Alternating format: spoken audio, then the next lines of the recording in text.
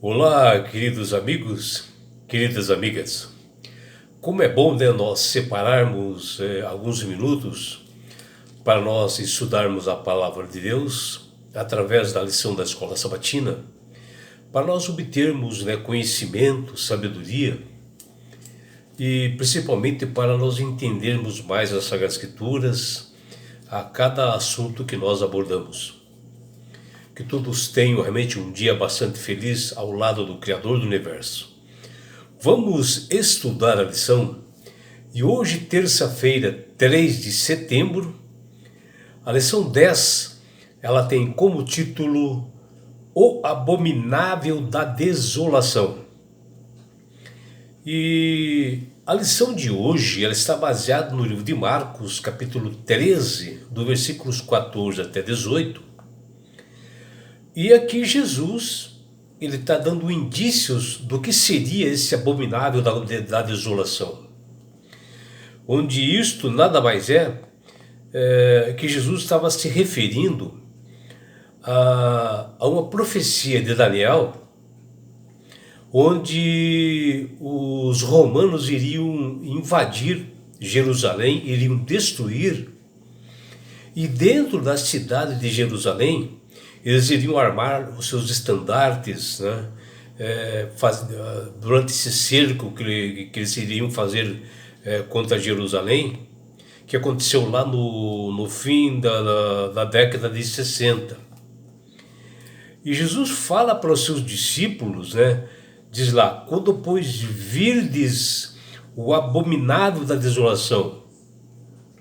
E aqui Jesus está exortando aos seus discípulos para que eles ficassem atentos, alertas, né, para eles fugirem para as montanhas quando ocorresse isto, né, um sinal de que eles saberiam de como agir quando acontecesse isto, onde Jerusalém ela seria destruída pelos romanos, como de fato aconteceu, comandados, né, pelo general Tito, que foi profetizado por Daniel, que ocorreu no ano 70 depois de Cristo, ou seja, a desolação provocada pelos romanos contra o povo de Israel, armando as suas bandeiras em plena cidade de Jerusalém, que era a terra do povo de Deus. E esse termo abominável no hebraico, que quer dizer Toevá, aparece mais de 100 vezes no Antigo Testamento, que quer dizer algo detestável, né? Que provoca repulsa, algo que não se pode suportar. E era isto que Jesus estava falando para os discípulos. E na sua profecia sobre a destruição de Jerusalém, que aparece lá em Marcos 13, 14, Jesus menciona essa palavra aos seus discípulos como um alerta, ao qual eles saberiam o que aconteceria com Israel e como Israel deveria se comportar. Eles deveriam fugir enquanto havia tempo. E Jesus diz, quando pois virdes o abominável da desolação situado onde não deve estar, os que estiverem na Judéia fujam para os montes, que está lá em Marcos 13, 14. E já Mateus 24, 15, ele complementa assim, com bastante eficácia, e diz que falou o profeta Daniel no lugar santo, ou seja, o profeta Daniel já havia profetizado esse acontecimento. Jesus, quando menciona isto, estava apontando aos discípulos que esta profecia está no livro de Daniel. Está lá no capítulo 9, versículo 27 de Daniel, capítulo 11, versículo 31 e capítulo 12, versículos 11, devendo ser lido também junto com Daniel 8,13 para o devido entendimento.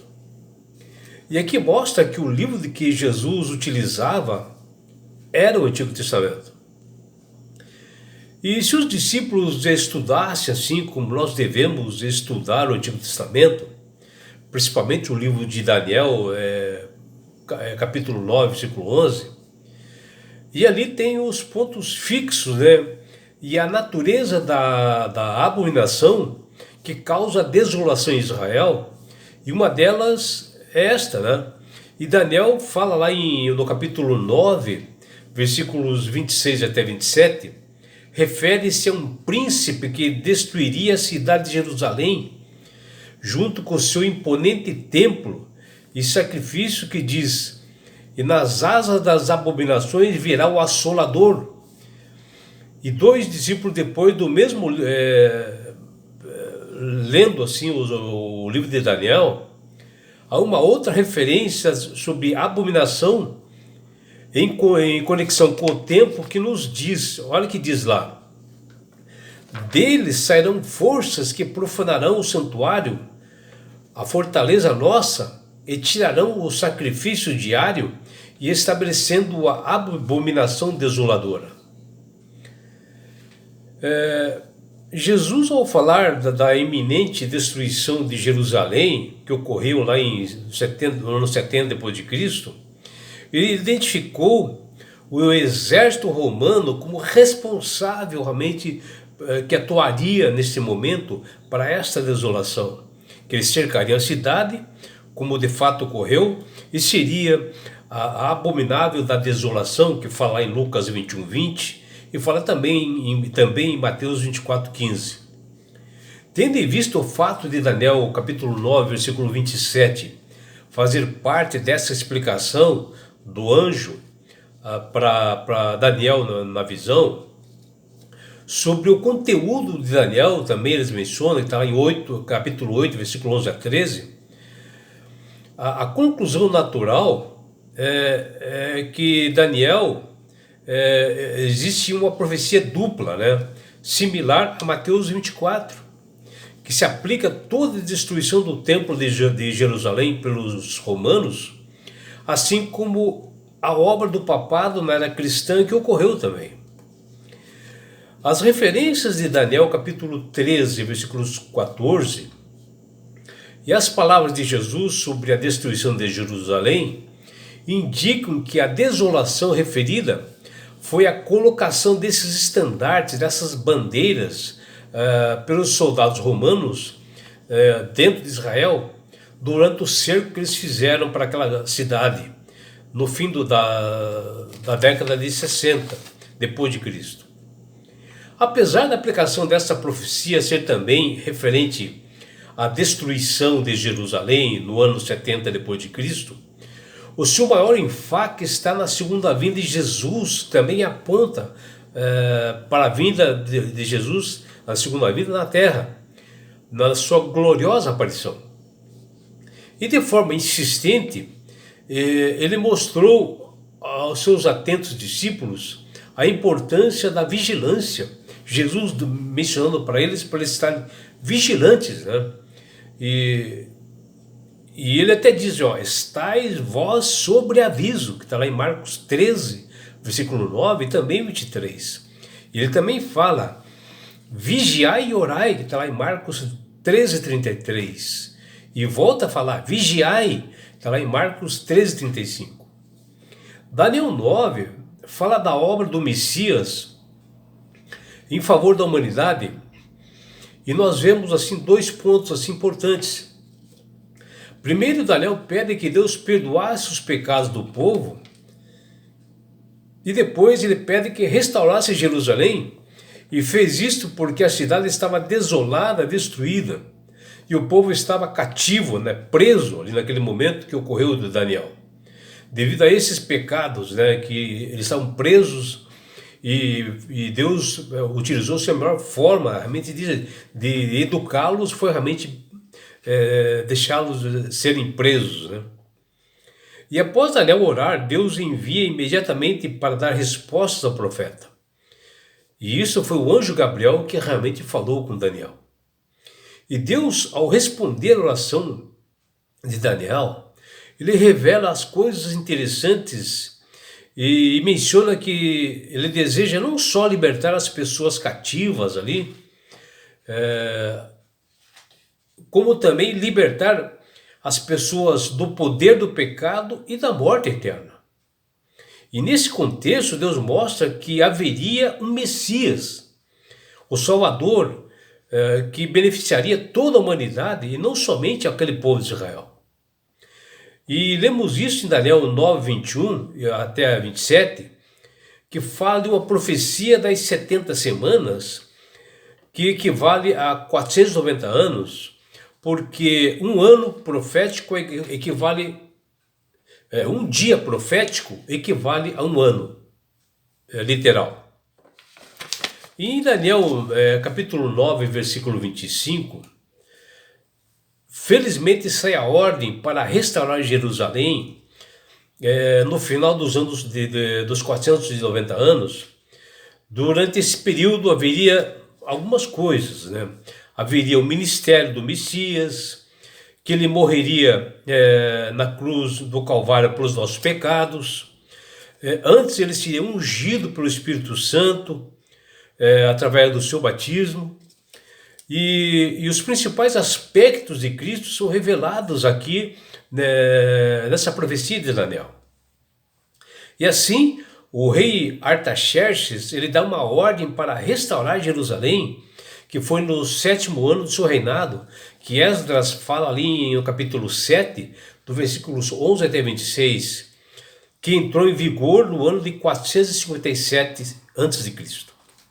E o anjo Gabriel fala claro para Daniel e diz: sobe e entende desde a saída da ordem para restaurar e para edificar Jerusalém até o ungido. Ao príncipe 7 semanas e 62 semanas as praças e as circunvalações se reedificarão, mas em tempos angustiosos, que está lá em Daniel 9, versículo 25. A palavra Messias, na língua portuguesa, ela deriva de um termo hebraico chamado Masiá, que significa ungido, onde fica bem claro que esse ungido é Jesus Cristo em sua primeira vinda. Já a palavra príncipe se refere a um líder que poderia ser um rei, que está lá em 1 Samuel 9,16, quanto um sacerdote, que diz lá em 1 Crônicas 9, versículo 10 e 11. E assim, esse príncipe que é mencionado aqui, ele traria desolação a Jerusalém, e foi o general romano chamado Tito, no ano 70 depois de Cristo, que ele destruiu a cidade de Jerusalém, cumprindo assim a profecia. E é por isso, meu amigo, minha amiga, que Deus tem falado com todas as pessoas através do poder do Espírito Santo para aceitarem a Jesus como Salvador e Senhor. Porque a partir do momento que você aceita Jesus como Salvador e Senhor, você passa a ter sabedoria, ter entendimento, começa a manusear melhor as Sagradas Escrituras. O Espírito Santo começa a trabalhar no seu coração, na sua mente, e você tem entendimento. E todas essas passagens, como Daniel 9, como Marcos 13, que menciona tudo que nós vimos aqui hoje, elas são esclarecidas pelo poder do Espírito Santo. E não é só isso, meu amigo, minha amiga.